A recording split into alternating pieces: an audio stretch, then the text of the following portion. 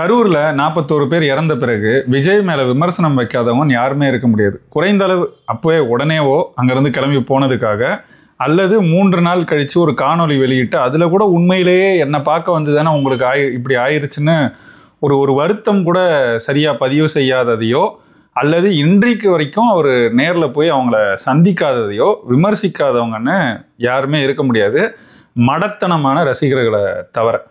அப்போ சூழல் இப்படி இருக்க சில ஊடகங்கள் மட்டும் விஜய் வந்து ரொம்ப போற்றி புகழ்ந்து பேசிக்கிட்டு இருக்காங்க.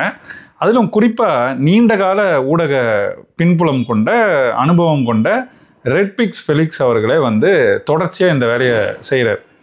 குறிப்பாக பார்த்தீங்கன்னா, தமிழ்நாட்டை காக்க வந்த ரட்சகன் அப்படின்னு ஒரு காணொலியை போட்டார். நான் அதிர்ந்துட்டேன். எப்போனா கரூரில் நடந்து சில நாட்களில் அந்த காணொலியை போட்டார்.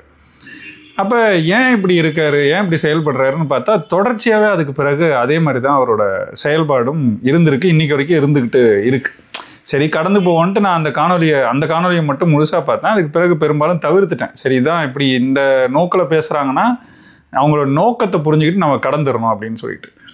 ஆனால் 2 நாள் முன்னாடி திரும்ப இன்னொரு காணொலி போட்டார். அதில் ஒரு நபரை கூட்டிகிட்டு வந்து வச்சு, தாமதமாக விஜய் வரவே இல்லை, அவர் அறிவித்தபடி தான் வந்திருக்கிறார் அப்படின்னு சொல்லி பேசிக்கிட்டு இருந்தார். அதுக்கு ஆதாரங்கள், இது வரைக்கும் காட்டாத ஆதாரம்னு ஒரு ஆதாரத்தை கொண்டு வந்து முன் வச்சார். பார்க்கும்போது உண்மையிலே சிரிப்பாகவும் பரிதாபமாகவும் இருந்துச்சு. அது ஒரு புறம்னா, இன்னொரு புறம் பார்த்தீங்கன்னா, முதன்மை ஊடகங்களுக்கு இதில் ஒரு பெரும் பங்கு இருக்குது கரூரில் நடந்ததுக்கு. அதை நம்ம தொடக்கத்துலேருந்து பேசிட்டு தான் இருக்கோம். இந்த குற்றவாளிகள் பட்டியல் போட்டால் கூட்டத்தை நடத்துகிறவங்க சரியாக நடத்தலை, அடுத்து அரசு இதை கட்டுப்படுத்த வேண்டியவங்க சரியாக கட்டுப்படுத்தலை, அடுத்தது இதை பெருசாக ஊதி ஊதி ஊதி பெருசாக்கி வியாபாரம் பார்த்த ஊடகங்கள் நம்ம தொடக்கத்துலேருந்து பேசுகிறோம். அந்த ஊடகங்களில் குறிப்பாக புதிய தலைமுறை வந்து பெரிய அளவுக்கு வணிகத்தை செஞ்சுருக்கு. அதனால் அரசு அவங்க மேலே நடவடிக்கை எடுத்திருக்கிறாங்க. இவ்வளவு நாள் இவங்களுக்கு ஒத்துவதும் போது வலிக்காதது, இப்போ புதிய தலைமுறை இன்னொருத்தவங்களுக்கு ஒத்துவதும் போது வலிக்குது. உடனே திராவிட மாடல் அவங்க மாடல் வேலையை செய்கிறாங்க. அதில் குறிப்பாக சமஸ் அவர்களை கரம் வச்சு அடிக்கிறத நம்மளால் பார்க்க முடியுது. அவர் கடுமையான தாக்குதலுக்கு உள்ளாயிருக்கிறார். இதெல்லாம் சரியா? இது ஏன் நடக்குது? இதோட பின்புலம் என்ன? அதை பற்றி தான் இந்த காணொலியில் விரிவாக பேச போகிறோம். வாங்க பேசலாம்.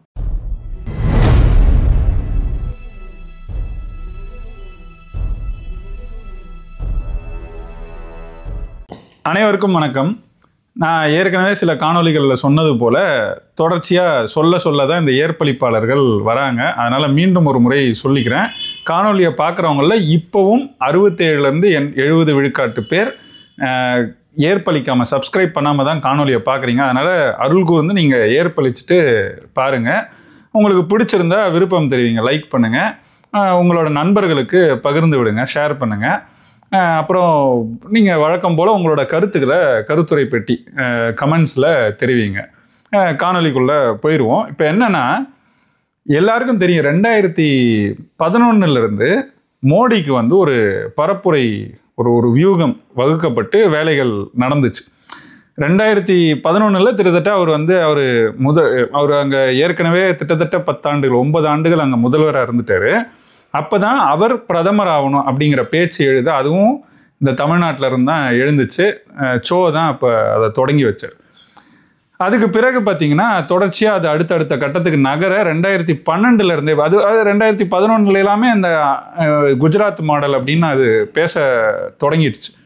2012 அதை விரிவாக்குறாங்க. அப்போ தான் இந்த ஐபேக்லாம் கொண்டு வராங்க. பிரசாந்த் கிஷோர் வந்து இந்த வியூக அமைப்பாளராக உள்ள வர்றார். இதெல்லாம் எங்கேருந்து தொடங்குதுன்னா, இதுக்கு முன்னாடி ஒபாமாவுக்கு 2008-09 இந்த வேலையை செஞ்சாங்க. அதை அப்படியே இந்தியாவில் கொண்டு வந்து செய்யணும் அப்படிங்கிற அந்த முறைமையை பின்பற்றி தான் இங்கே வரும்போது முதல்ல மோடிக்கு செய்கிறாங்க, பெரிய அளவுக்கு செய்கிறாங்க, பெரிய பொருட்செலவில் செய்கிறாங்க. அது இது வரைக்கும் யாருக்கும் இல்லாத அளவுக்கு ஒரு விளம்பரம் ஒரு தனிநபர் ஒரு முகத்துக்கு தராங்க. ஏன்னா அதுக்கு முன்னாடி வாஜ்பாய் இருக்கும்போது இந்தியா ஷைனிங் கேம்பெயின் பார்த்துருக்கோம். அம்மையார் சோனியா காந்தி, அந்த மன்மோகன் சிங் இருக்கும்போது 2009 அவங்க செய்த பரப்புரை இந்த மாதிரி பல பரப்புரைகளை பார்த்துருந்தாலும் 2014 மோடிக்கான பரப்புரை வந்து ரொம்ப தனித்துவமாக பெரிய அளவில் இருந்துச்சு. ஊதி பெரிதாக்கப்பட்ட ஒரு பிம்பம் தான் அதுவும். குஜராத் மாடல்னாங்க. இன்னைக்கும் குஜராத்துக்கு போய் பார்த்தீங்கன்னா எப்படி இருக்குன்றது தெரியும். அப்படி பெருசாக வளர்ந்துருச்சு, அப்படியே அமெரிக்கா மாதிரி ஆயிடுச்சு. அப்படிலாம் ஒன்றுமே கிடையாது. அண்ணன் சீமான் அடிக்கடி சொல்லுவார், இன்றைக்கும் மொத்த இந்தியாவில் அதிகமான வாடகை தாய்கள் குஜராத்தில் தான் இருக்காங்க. அப்படின்னா என்ன காட்டுது? அது அங்கே இருக்கிற ஏழ்மை நிலையை காட்டுது. அவங்களோட என்ன சொல்கிறது, வாடகை தாயாக இருந்து வயிறு வளர்க்குற அளவுக்கு தான் அங்கே ஏழ்மை நிலை இருக்குன்னா அப்போ எந்த அளவுக்கு இருக்குன்னு பார்த்துக்கோங்க. அப்போ அது ஊதி பெரிதாக்கப்பட்ட ஒரு பிம்பம் தான் அதுக்கப்புறம் அவர் பிரதமராகி அவரோட செயல்பாடுகளை பார்க்கும்போது அதெல்லாம் உடஞ்சிருச்சு. அதை தாண்டி இன்னைக்கு வரைக்கும் அவங்களோட ஆட்சி நடக்குது. அதுக்கு காரணம் ஊடகங்களை அவர்கள் எப்படி கையாண்டார்கள். இதை மோடி அவர்களே அப்பவே சொல்லியிருப்பார். 2006 காலகட்டத்தில் ஒரு நேர்காணல் கொடுக்கும்போது, ஒரு மேற்கத்திய ஊடகத்துக்கு நேர்காணல் கொடுக்கும்போது, நீங்கள் 2002 அந்த கலவரத்துலேருந்து என்ன கற்றுக்கிட்டீங்க, அதில் நீங்கள் ஏதாவது இன்னும் சரியாக செஞ்சுருக்கணும்னா என்ன செஞ்சுருப்பீங்கன்னா, கலவரத்தை கட்டுப்படுத்த நான் ஏதாவது செய்திருப்பேன்னு அவர் சொல்லலை. அவர் என்ன சொன்னார் தெரியுமா? ஊடகத்தை சரியாக கையாண்டிருக்கணும், அது எனக்கு செய்ய தெரியல, அதை நான் கற்றுக்கிட்டேன் அப்படின்னாரு. அதை தான் அன்றிலிருந்து இன்று வரை கிட்டத்தட்ட 20 ஆண்டுகள் ஆக போது செய்துக்கிட்டு இருக்கிறாரு. இது வெறும் மீடியா மேனேஜ்மெண்ட் தான். இப்போ இந்த மாடலை அப்படியே பின்பற்றி தான் மு.க. ஸ்டாலின் அவர்கள் 2021 அவர் முதல்வர் ஆகிறதுக்கு அப்படியே மோடி குஜராத் மாடலை எடுத்து இங்கே அப்படியே போட்டு பண்ணாங்க. இவங்க வென்ற பிறகு இவங்க நடத்துகிற ஆட்சிக்கு பேர் அங்கே குஜராத் மாடல், அதை அப்படியே இங்கே கொண்டு வந்து திராவிட மாடல் அப்படின்னு வச்சு இன்னைக்கு வரைக்கும் இந்த ஆட்சியை செய்துக்கிட்டு இருக்காங்க. அப்போ இதில் என்ன நடக்குதுன்னா, ஒவ்வொரு காலகட்டத்திலையும் இவங்க ஒரு பதவியை பிடிக்கணும்னு விரும்பினாங்கன்னா ஒரு கேம்பெயின் ஒன்று நடத்தப்படுது. அதுக்கு ஒரு முறையை பின்பற்றுறாங்க. அங்கே மோடிக்கு சென்ற அதே ஐபேக் தான் 2021 ஸ்டாலின் முதல்வர் ஆகிறதுக்கும் வேலை செஞ்சுது. அதே பிரசாந்த் கிஷோர் தான் இங்கேயும் வேலை செஞ்சார். அந்த பிரசாந்த் கிஷோரோட டீமில் தான் ஆதவ அர்ஜுனா வேலை பார்த்தார். அப்போ 2021 திமுகவை இந்த மன்னராட்சி, ஆதவ அர்ஜுனா சொற்கள்லையே சொல்லணும்னா, இந்த மன்னராட்சி அமைவதற்கான காரணகர்த்தாக்களில் அல்லது வேலை செய்தவர்களில், முன்கள பணியாளர்களாக வேலை செய்தவர்களில் இந்த ஆதவ அர்ஜுனாவும் ஒருத்தர். அப்போ அங்கே கற்றுக்கிட்டது எல்லாத்தையும் அதுக்கு பிறகு அவர் எப்படியாவது ஒரு எம்பி சீட் வாங்கணும்னு முடிவு பண்ணுறாரு. விசிக்காக போகிறாரு, முயற்சி பண்ணுறாரு. உண்மையிலேயே விசிக்கால ஒரு முக்கியமான ஒரு அண்ணன் என்கிட்ட ஒரு முறை பேசும்போது அவர் சொன்னது, இந்த ஒரு எம்பி சீட்டை கொடுத்துருந்தா இன்னைக்கு இவ்வளோ பிரச்சனை பஞ்சாயத்து இருந்திருக்காதுல்ல அப்படின்னு. அவர் விசிகால இருந்து ஆதவ அர்ஜுனாக்கு எம்பி சீட்டு கேட்குறாங்க 2024 தேர்தலில். அதை கொடுக்க முடியாதுன்னு திமுக மறுத்ததுனால தான் இதுக்கு மேலே இங்கே இருக்க முடியாதுன்னு அங்கேருந்து கிளம்பி விஜய் கட்சியில் போய் சேர்றாரு. அதைத்தான் அந்த அண்ணன் அப்படி குறிப்பிட்டாரு. கொடுத்துருந்தா விஜய் கட்சிக்கு போயிருக்க மாட்டார், விஜய் இந்த மாதிரிலாம் பண்ணிட்டு இருந்திருக்க மாட்டார், கொஞ்சம் தமிழ்நாடும் நல்லா இருந்திருக்குங்கிற இதில் அவர் அப்படி ஒரு விளையாட்டாக தான் அவர் சொன்னார்னு வச்சுக்கோங்களேன். அப்போ ஆதவ அர்ஜுனா அதுக்கு பிறகு விஜய் கூட போய் சேர்றாரு. இப்போ நடக்கிறதெல்லாம் நம்ம பார்த்துக்கிட்டு இருக்கோம். ஆதவ அர்ஜுனா தான் முதன்மையாக, ஏன்னா விஜய் கிட்ட ஏற்கனவே ஜான் ஆரோக்கியசாமின்னு ஒரு வியூக வகுப்பாளர் இருந்தாலும் இந்த ஐபேக் செய்கிற அதே துணியிலான அரசியலை செய்கிற அந்த வேலையை குறிப்பாக ஆதவ அர்ஜுனா செய்கிறதா தான் சொல்கிறாங்க. ஜான் ஆரோக்கியசாமி ஊடகங்களை கட்டுப்படுத்துகிறாரா, இல்லை ஊடகங்களுக்கு செய்தியை சொல்கிறாரான்னா ஆமாம், அவர் கசிய விடுறார். நீங்கள் எப்போவுமே பார்த்தீங்கன்னா விஜய் எப்போ வருவார் களத்துக்கு அப்படிங்கிற கேள்வி வரும்போது ஜனநாயகன் முடிஞ்ச உடனே வர்றார். எப்போ வருவார்? 2025 ஜனவரி பிப்ரவரியில் முடிஞ்சிடும். அதுலேருந்து உடனே களத்துக்கு வந்துடுவார். நாங்கள் எப்போ விக்கிரவாண்டி மாநாடு முடிஞ்சு கொஞ்ச நாளில் அதை தொடங்கினாங்க. சரி, பிப்ரவரி வந்துச்சு. வராரானா மார்ச்சில் வராருனாங்க. மார்ச்னா ஏப்ரல், அப்புறம் மே, அப்புறம் ஜூன், அப்படியே தள்ளிக்கிட்டே எல்லாரும் பார்த்தோம் எப்போ வந்தார். அப்போ செப்டம்பரில் தான் அவர் களத்துக்கு வர்றாரு. ஆனால் அப்போலேருந்தே அவங்க தொடர்ச்சியாக வரார் தோ வராருன்னு பேசிக்கிட்டே இருந்தாங்க. அப்போ இதை ஜான் ஆரோக்கியசாமி செய்கிறதா சொல்கிறாங்க. ஆனால் அதை தாண்டி அரசியலாக யாரை எப்படி எதிர்கொள்றதுன்னு ஒரு திட்டம், ஒரு வியூகம் வகுத்து அவங்களுக்கு எதிராக ஊடகங்களுக்கு காசு கொடுத்து அவங்கள இவங்க சொல்கிற நரேட்டிவை, கருத்துருவாக்கத்தை செய்வதற்கு பயன்படுத்துகிற வேலைகளை ஆதவ அர்ஜுனா செய்கிறதா தான் சொல்கிறாங்க. அப்படி தான் ஆதவ அர்ஜுனா நம்ம ஏற்கனவே விரிவாக பேசியிருக்கோம்.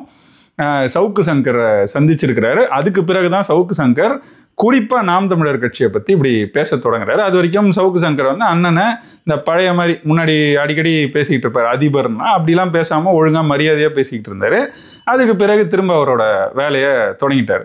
யாராவது ஒருத்தர் சந்தித்து காசு கொடுத்தா சவுக்கு சங்கர் எப்படி பேசுவாருங்கிறதுக்கு இது ஒரு எடுத்துக்காட்டு. அதே மாதிரி தான் விகடன் கிட்டத்தட்ட விக்கிரவாண்டி மாநாட்டிலேருந்து விகடன் முழுக்க விஜய்க்கு ஆதரவாக மட்டுமே இயங்குச்சு. எல்லாரையும் எதிர்த்து எழுதுவாங்க, ஆனால் விஜயை மட்டும் எதிர்த்து எதுவுமே எழுத மாட்டாங்க. அது கரூர் வரைக்கும் தொடர்ந்தது. கரூருக்கு பிறகு அவங்க பேரை பெரிய அளவுக்கு அடி வாங்கிடும்ன்றதை உணர்ந்த விகடன் விழிச்சுக்கிட்டாங்க. இனிமேல் அதே மாதிரி பயணிக்க வேணாம், எதிர்க்கவும் செய்வோம் அப்படின்ட்டு இப்போ எதிர்க்கிறாங்க. இப்போ இது எல்லாமே நம்ம பேசியிருக்கோம்னு வச்சுக்கோங்களேன். இப்போ ஏன் பேசுகிறோம் அப்படின்னா, ரெட்பிக்ஸ் ஃபெலிக்ஸ் அவர் ஒரு 25 ஆண்டுகளுக்கும் மேற்பட்ட ஊடக அனுபவம் வாய்ந்தவர். அவர் வந்து இந்த காலகட்டத்தில், அதுவும் கரூர் நடக்கும்போது அந்த சூழலை சார்ந்து அதுக்கு முன்னும் பின்னும் அவர் எப்படி இயங்கியிருக்கிறாருன்னு நான் பார்க்கும்போது ரொம்ப ரொம்ப வேதனையாக இருந்துச்சு. என்னன்னா, இது ஒரு தனிநபர் எடுத்து நம்ம பெருசாக பேசணுன்ற நோக்கம் இல்லை.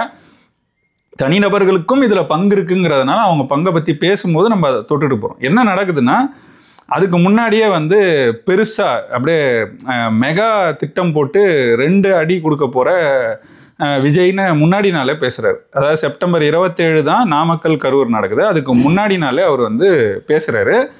அன்னைக்கு கரூரில் அந்த நிகழ்வு நடந்துருது. நடந்த பிறகு அன்னைக்கு இரவு அவரும் லியோவும் உட்காந்து அவரோட ரெட்பிக்ஸ் ஊடகத்தில் பேசியிருக்கிறாங்க. அந்த காணொலி இருக்குது. எடுத்த உடனேவே பார்த்தீங்கன்னா அங்கே நடக்குது, நடந்து முழுக்க கூட செய்திகள் வரல. அப்போ லியோ சொல்லும் போதே 3 பேர் செத்துட்டாங்க, 4 பேர் செத்துட்டாங்கலாம் வருது. ஸ்டாம்பீட் நடந்ததுன்னு சொல்கிறாங்க. உண்மையிலே நடந்திருக்குமா, நீங்கள் என்ன நினைக்கிறீங்க அப்படின்னு கேட்குறாரு. இந்த கேள்வியே எப்படி இருக்குது பார்த்துக்கோங்க. உடனே அவர் நடந்திருக்கலாம், நம்ம ஏற்றுக்கணும், நம்ம ஒத்துக்கணும், நம்ம அக்செப்ட் பண்ணிக்கணுங்கிறார். நீங்கள் யார் ஒத்துக்கிறதுக்கு? அப்போ அந்த இடத்துல அந்த கேள்வி வருதுல்ல, நம்ம ஒத்துக்கணும் அப்படின்னா நீங்கள் யார், நீங்கள் எந்த தரப்பு? நீங்கள் ஒரு ஊடகம், பொது ஊடகம், பக்க சார்பின்றி, நீங்கள் ஒவ்வொரு முறையும் ரெட்பிக்ஸில் காணொலியை பார்க்கும்போது நம்ம பக்க சார்பின்றி இது வரைக்கும் இயங்கியிருக்கிறோம்னு சொல்லுவார். அதில் கருத்துக்கள் இருக்குது, அதெல்லாம் கூட விட்டுருவோமே, ஓரமாக வச்சுருவோம், பின்னாடிலாம் போக வேணாம்.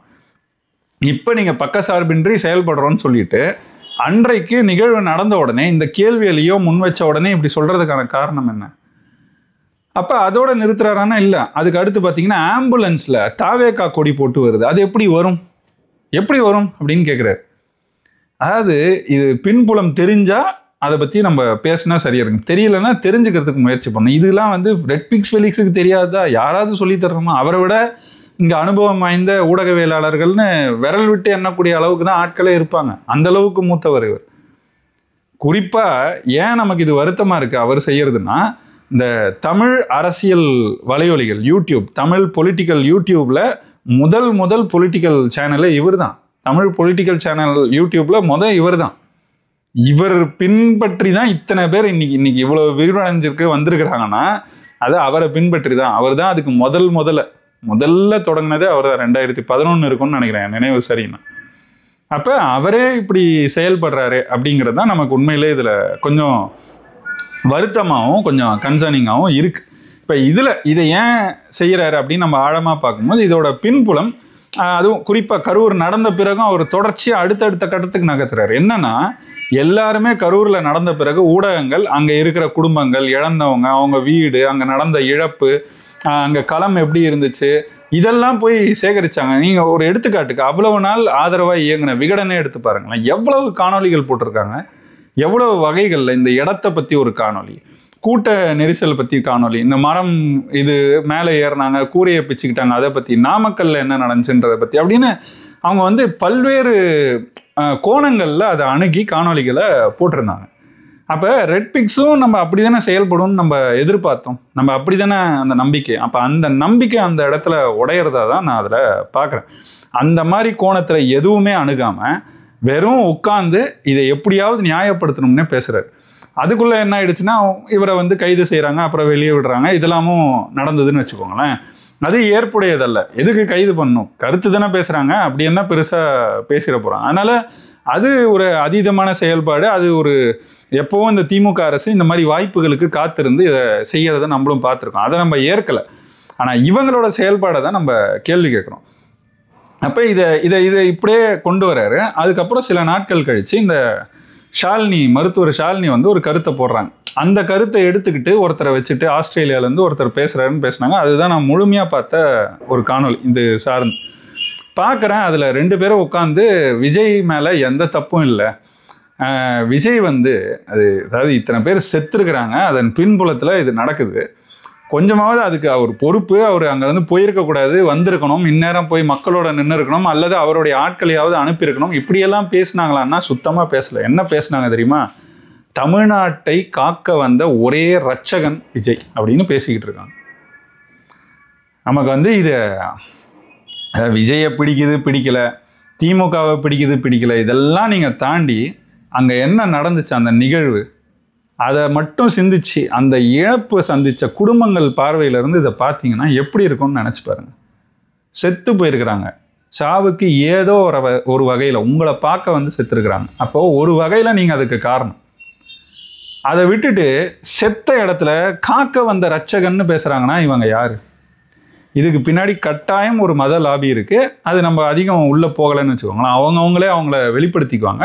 அவங்க போகிற பாதை அப்படி இருக்கும்போது அது தானாக வெளிப்படும். அதை பற்றி நம்ம பெருசாக இப்போ பொருட்படுத்திக்க வேண்டியதில்லை. ஏன்னா இவ்வளவு நாள் இல்லாத மத லாபியை இருக்குன்னு பேசிக்கிட்டு இருந்த மாரிதாஸ் போன்ற நபர்கள் இந்த மத லாபி உண்மையிலேயே வேலை செய்யும் போது அப்படியே வாய் மூடி இப்போ அரசியல் காரணங்களுக்காக பாஜக விஜய் பக்கம் நிற்குதுங்கிறதுக்காக அப்படியே மொத்தமாக மாறிட்டான்.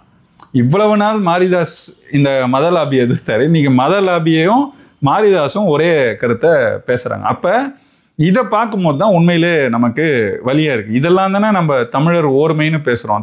தமிழருங்கிற அரசியல் இங்கே இல்லாமல் போனதுக்கு இந்த மாதிரி காரணங்கள் தான் முதன்மையானதுன்னு சொல்கிறோம். அப்போ அதை திரும்பவும் ஒரு முறை அந்த தமிழருங்கிற ஓர்மை கூடி வரும்போது அதை கெடுக்கிறதுக்கு சாதியாக மதமாக இந்த மாதிரி வேலைகள் நடக்கும்போது நமக்கு உண்மையிலேயே பெரிய வருத்தமாகவும் வலியாகவும் தான் இருக்கு. அதுக்கு பிறகு பார்த்தீங்கன்னா இந்த புதிய தலைமுறை முடக்கப்பட்ட போது ஒரு காணொலி போட்டார். விஜய் செய்த சாதனை அப்படின்னு எல்லாம் பேசி ஒன்று போட்டிருந்துச்சு. 41 பேர் செத்து போனது சாதனையா?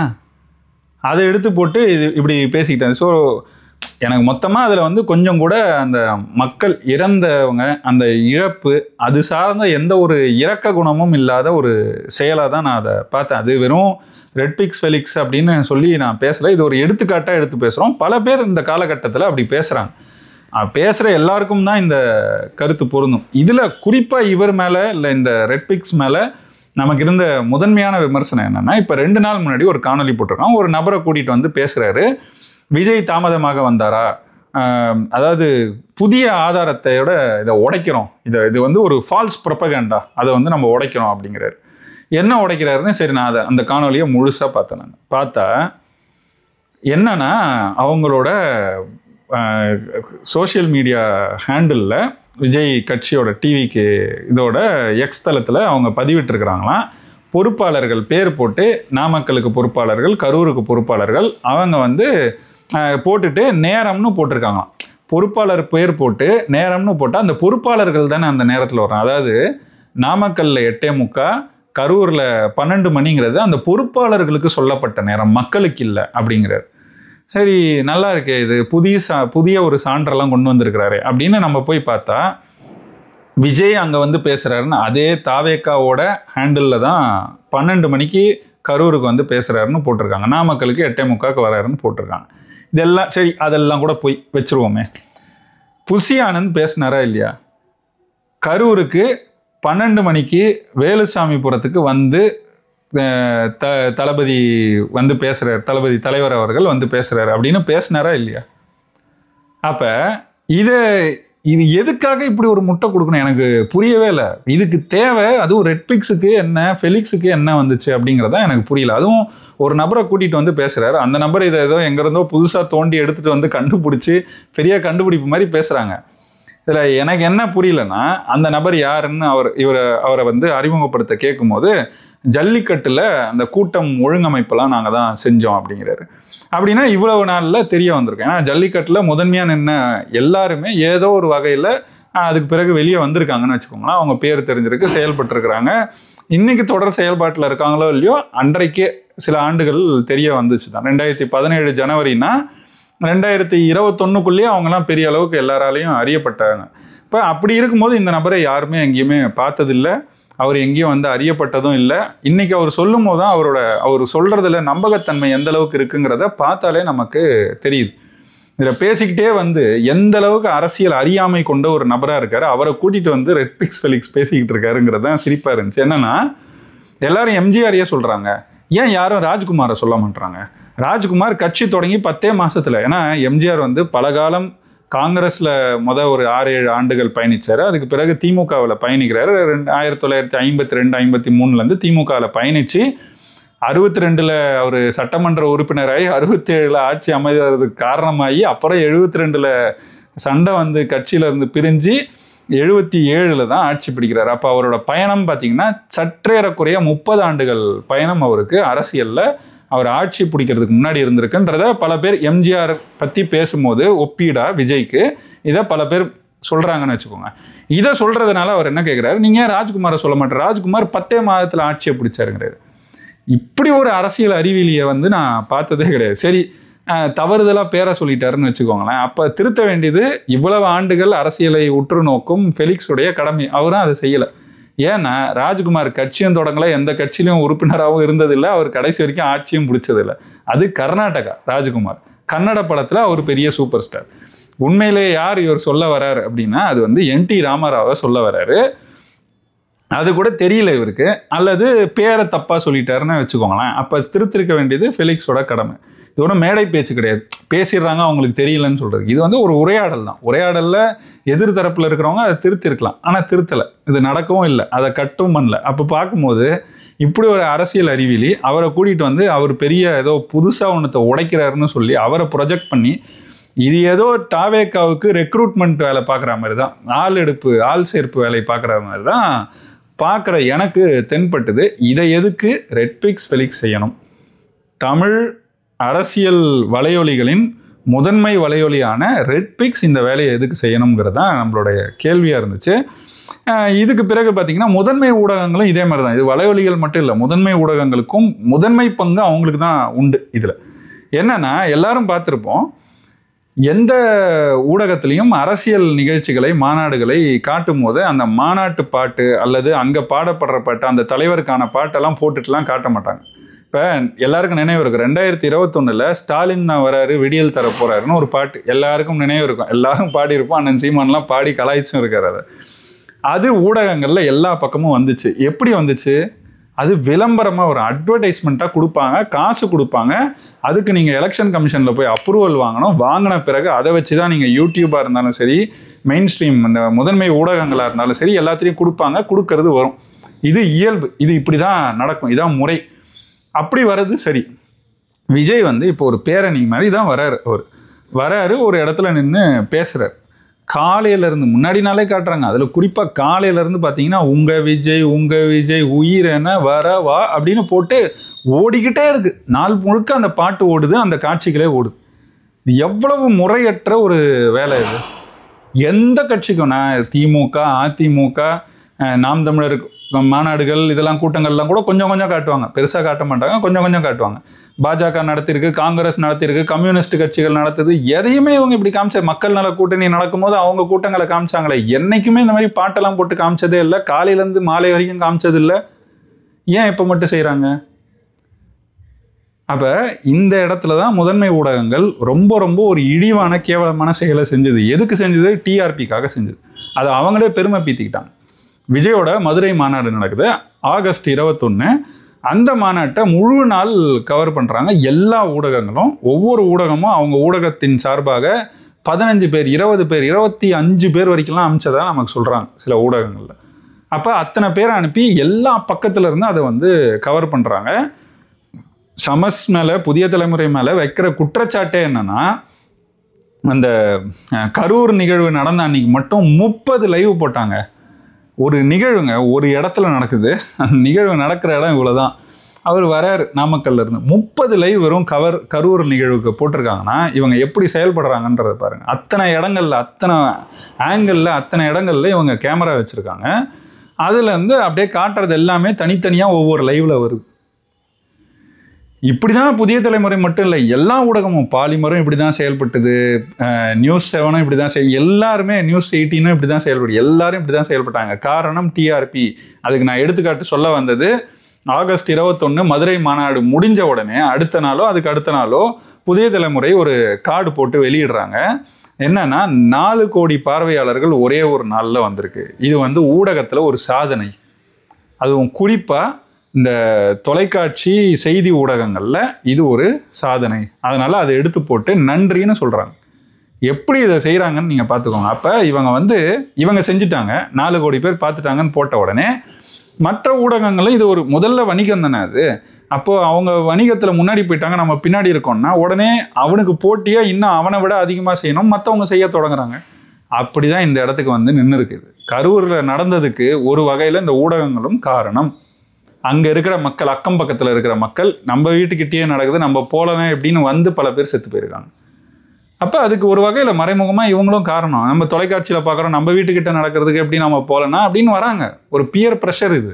அதை உருவாக்குனது இந்த ஊடகங்கள் தான். அப்போ உருவாக்கிட்டு அதில் புதிய தலைமுறையில் மட்டும் அவங்க செய்கிறாங்கன்னு சொல்லிட்டு சமஸை கட்டங்கட்டி அடிச்சுக்கிட்டு இருக்கு இந்த திராவிட ஹைனா கும்பல். எதுக்கு செய்கிறாங்க அப்படின்னா, இவ்வளவு நாள் சமஸ் என்ன வேலை பார்த்தாரோ அதுக்கு நல்லா வாங்கி கட்டிக்கிட்டு இருக்காரு. அவர் வந்து அது என்ன, அண்ணாவின் தமிழ் கனவா, அது மாபெரும் தமிழ் கனவு அண்ணா. அது அதே மாதிரி தெற்கிலிருந்து சூரியன் கருணாநிதிக்கெலாம் புத்தகங்கள் எழுதினவர் தான் இந்த சமஸ். அவர் எழுதினதோடு இல்லாமல் எந்த மாதிரி செய்வார்னா, அவர் காமராஜரெல்லாம் இழிவுபடுத்துவார். காமராஜர் அமைச்சரவையில் இருந்தவங்க எல்லாரும் வந்து பண்ணையார்கள், பெரும் பெரும் நிலச்சுவார்ந்தார்கள். அப்படியே நின்னாங்கன்னா பார்க்குற வரைக்கும் அவங்களோட நிலம்தான், அவங்களுக்கு ஊழல் செய்யணும்னு அவசியமே இல்லை அப்படின்னு சொல்லி பேசுவார். அப்படின்னா என்ன, காசு இல்லாதவன் ஊழல் செய்வான், காசு இருக்கிறவன் ஊழல் செய்ய மாட்டான், இதுதான் சொல்ல வராரா சமஸ்? அதனால் திமுகலாம் வந்த பிறகு இங்கே ஊழல் அதிகமாகிருச்சுன்னா காரணம், காங்கிரஸில் இருந்தவங்களுக்கு ஊழல் செய்ய வேண்டிய தேவையில்லை, அவ்வளோ சொத்து வச்சுருந்தாங்க, பெரும் பணக்காரர்களாக இருந்தாங்க. இதெல்லாம் எவ்வளோ கேவலமான ஒரு கருத்து. எல்லாத்தையும் தாண்டி இது ஒரு அவதூறு. ஏன்னா உண்மையிலே காமராஜரோட அமைச்சரவையில் எல்லாருக்கும் தெரியும், மரிய லூர்தம்மாள்னு ஒருத்தவங்க இருந்தாங்க. அவங்க ஒரு மீனவர் சமூகத்தில் உண்மையிலே ஏழ்மையில் இருந்தவங்க. கடைசியில் கூட அவங்க அரசு மருத்துவமனையில் போய் சிகிச்சை பெற்ற செய்திகள்லாம் இருக்குது. கக்கன் அரசு மருத்துவமனையில் எம்ஜிஆரோட ஆட்சி காலத்தில் இருந்தார்ல, அவர் பெரிய பணக்காரரா? பரமேஸ்வரன் இருந்தார், அவர் பெரிய பணக்காரரா? அவரை அவர் தாழ்த்தப்பட்ட சமூகத்தை சார்ந்தவராக இருந்தாலும் அவரை கொண்டு வந்து இந்து சமய அறநிலைத்துறைக்கு அமைச்சராக போட்டார். இப்படி செய்த காமராஜர் பெரிய பணக்காரரா? அவரும் ஏழை தான், அவர் ஏன் சொத்து சேர்க்கணும்னு நினைக்கல? அது ஒரு ஒழுக்கங்க, அது ஒரு நேர்மை. அதை உங்களுக்கு பாராட்டுறதுக்கு மனம் இல்லாமல் அதை கொச்சைப்படுத்தி இவங்களை புகழ்கிறதுக்காக செஞ்சீங்களா, அதுக்கு தான் இன்றைக்கி வாங்கிட்டு இருக்கிறார் சமஸ். என்ன நடக்குதுன்னா, இவர் இதை செய்ய விஜய்க்கு அதிகமாக இவர் லைம்லைட் கொடுக்குறாரு. அங்கே நடந்த சிக்கல்களில் அரசு தரப்புலையும் சில சிக்கல் இருக்குன்னு எடுத்து காட்டுறாரு. அப்படிங்கிறதுக்காக நீ விஜய் ஆதரிக்கிறியா, உன்னை அடித்து நொறுக்கிக்கிட்டு இருக்காங்க. இது எல்லாம் எப்படி இருக்குன்னா, பிஜேபி, மாரிதாஸ் எல்லாரும் 2020 நியூஸ் 18 யாருது, அம்பானியோட ஊடகம், அந்த ஊடகத்தில் உட்காந்துக்கிட்டு திராவிடத்துக்கு சொம்படிச்சுக்கிட்டு இருக்காங்கன்னு சொல்லிட்டு அதை வெளிப்படுத்தி மாரிதாஸும் பிஜேபியும் சேர்ந்து அங்கே இருக்கிறவங்க எல்லாரையும் அடித்து வெளியே திறத்தினாங்க. அப்போ அதே வேலையை தான் இன்றைக்கு புதிய தலைமுறையை நோக்கி செய்து கொண்டிருக்குது இந்த திராவிட ஹைனா கும்பல். திராவிட மாடல் அரசோட வேலையில் இதை எடுத்து புதிய தலைமுறையை பின்னாடி போட்டாங்க. அப்போ அவங்க சேனல் வரலைன்னா பார்வையாளர் இருக்க மாட்டாங்க. நீ 4 கோடி வந்துச்சு நான் பீத்த, இப்போ உனக்கு பார்வையாளரே கிடையாதுன்னு பின்னாடி தூக்கி போட்டாங்க. உடனே அடி வாங்கிடுச்சு பெரிய அளவுக்கு. அப்போ அந்த மாதிரி செயல்பாடுகள். அதுக்கப்புறம் இப்போ சமஸ் தான் அங்கே முதன்மை செய்தி ஆசிரியராக இருக்கிறா, அவரை போட்டு தாக்குறது. உடனே நான் டிஜிட்டலுக்கு எனக்கு சம்மந்தம் இல்லை அப்படி இப்படின்னு அவர் உருட்டிக்கிட்டு இருக்க பார்க்கும்போது உண்மையிலே இந்த திராவிட ஆட்சியில் கடந்த 58 ஆண்டுகளில் எப்படி நாசம் பண்ணி வச்சுருக்கிறாங்க இந்த தமிழ்நாட்டுன்றதான் நம்ம பார்க்குறோம். உண்மையிலே ரொம்ப ரொம்ப வருத்தமாகவும் கோபமாகவும் எல்லாருக்கும் இருக்கிறதுக்கு வாய்ப்பு இருக்குது. காரணம், இந்த மாதிரி கேவலமான ஒரு ஆட்சி முறையை நீங்கள் பார்த்துருக்கவே முடியாது. இதில் பீத்திக்கு வாங்க வேறு, இந்தியாவிலேயே நம்ம தான் பெரிய ஆட்சியை கொடுக்குறோம், நல்ல ஆட்சியை கொடுக்குறோம்னு. இப்படியா ஊடகங்கள் இப்படி கேவலமாக இருக்குது, மக்கள் இப்படி நடிகர்கள் பின்னாடி ஓடுறாங்க, நீங்கள் கல்விக்கு ஒரு நிகழ்ச்சி நடத்தி அதில் முழுக்க நடிகர்களை கூப்பிட்டு வந்து மேடை ஏற்றுறீங்க. இப்போ நீங்கள் யாரை முன்னிலைப்படுத்துறீங்க, யாரை காட்டுறீங்க மக்களுக்கு, அவங்கள தானே கொண்டாடுவாங்க. அப்போ நீங்கள் காமிக்க அவனை கொண்டாடுறான், அவன் கொண்டாடுறதுனால ஊடகங்கள் அவனையே காட்டுது. அப்புறம் கடைசியில் இப்படி துயரங்கள் நடக்குது. அப்போ இது மொத்த இந்த ஈகோ சிஸ்டம் வந்து, சிஸ்டம் சரியில்லைன்னு சொன்னார்ல நம்ம அண்ணன் வந்து அமைப்பு சரியில்லைன்னு சொல்லுவார். அதை தான், அந்த அமைப்பை கெடுத்ததே இந்த திராவிட ஆட்சி தான். கெடுத்துப்புட்டு இன்னைக்கு ஒரு நபரை, ஒரு சமஸை நீங்கள் அடித்து அங்கேருந்து திறத்திட்டீங்கன்னா எல்லாம் சரியாயிடுமா? சமஸை விட பெரிய பெரிய வேலை. சரி, உங்களோட சன் தொலைக்காட்சியாக அன்றைக்கி 2 லைவ் போட்டுச்சு, 3 லைவோ குறைஞ்சது 2-3 லைவ் நான் பார்த்த நினைவு இருக்குது எனக்கு. கரூரில் நடந்த விஜயோட நிகழ்வை குணசேகரன் நோக்கி நீங்கள் ஏன் பாயலை? கார்த்திகை செல்வன் நியூஸ் 18 அவர் மேலே நீங்கள் ஏன் பாயலை? நியூஸ் 7 மேலே ஏன் பாயலை? இன்னும் எத்தனை பேர் இருக்காங்க, எல்லாரும் இப்படி தானே செயல்பட்டாங்க. பாலிமரை விடவா ஏன் பாலிமர் மேலே பாயலை? ஒருத்தரை மட்டும் இப்போ கரம் வச்சு அடிக்கிறீங்க, மற்றவங்களாம் எல்லாம் சரியாக செயல்பட்டாங்களா? வெறும் புதிய தலைமுறை தான் காமிச்சு தான். புதிய தலைமுறை செய்த தவறுன்னு நான் இவ்வளோ நேரம் பேசிட்டு தான் இந்த கேள்வியை கேட்குறேன். அப்போ இப்படி கேவலமான நடைமுறைகளை உருவாக்கி வைத்தது இந்த திராவிட ஆட்சி தான். அதை அழிக்கணும் ஒழிக்கணும் அப்படிங்கிறதுக்கு தான் நம்ம வரோம் நிற்கிறோம். அப்போ இடையில இந்த குறுக்க இந்த கௌசிக் வந்தான்னு ஒரு கௌசிக் வந்து தான் இவ்வளவும் நடந்திருக்கு. அப்போ இதுலேருந்து புரிந்து கொள்ள வேண்டியது மக்கள் தான். புரிஞ்சுக்கிட்டு இதை எப்படி மாற்றுறதுக்கு என்ன வழிகள், அதுக்கு எப்படி நம்ம ஒன்றிணையிறது, அந்த விழிப்புணர்வை நம்ம எப்படி பெறுறது.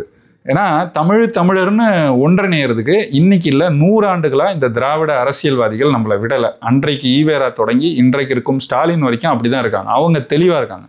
அப்போ அதை நம்ம புரிஞ்சிக்க வேண்டியதும் அதை தகர்க்க வேண்டியதும் நம்மளுடைய பொறுப்பாக இருக்குது. அதை செய்வதற்கு தான் அண்ணன் சீமான் கொஞ்சம் வித்தியாசமான அரசியலை கடந்த ஒரு ஆண்டாக செய்து கொண்டிருக்கிறார். அது என்னங்கிறத பற்றி நான் நாளைக்கு இன்னொரு காணொலியில் பேசுகிறேன். இப்போதைக்கு என் பார்வை இந்த ஊடகங்களில் நடக்கிறது, ஊடகங்கள் ஏன் இப்படி செயல்படுதுங்கிறத பற்றி தான் இந்த காணொலியில் பேசணும்னு நினச்சேன், பேசியிருக்கேன். உங்களுக்கு பிடிச்சதுன்னா நான் ஏற்கனவே சொன்னது போல் விருப்பம் தெரிவிங்க, உங்கள் கருத்துக்களை பின்னூட்டங்களில் இடுங்க. மீண்டும் ஒரு முறை சொல்லிக்கொள்கிறேன், ஏற்பழியுங்கள். நன்றி, வணக்கம்.